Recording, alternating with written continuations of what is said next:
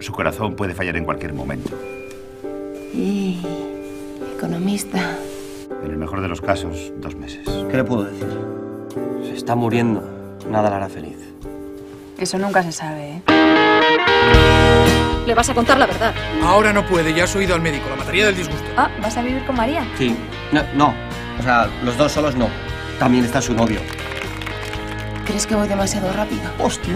Es grave, ¿eh? Es que ahora estoy liado. Te llamo luego. No se puede excitar. No puede superar las 130 pulsaciones. Y encima, a lo mejor, va y se muere de la misma, ¿no? Bonita fiesta. ¡Buah! Lucas, tienes que ayudarme. ¿Estás dispuesto a jugarte el puesto de trabajo? Seguro que tendrías un gran futuro en el teatro. Hola. Hola. ¿Ves? No eras el único que tenía secretos.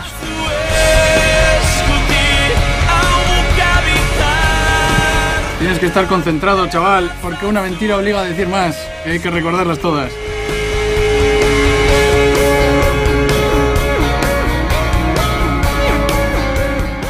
¿Cómo era? Así. ¿Cuánto daño está haciendo? El amor al sexo.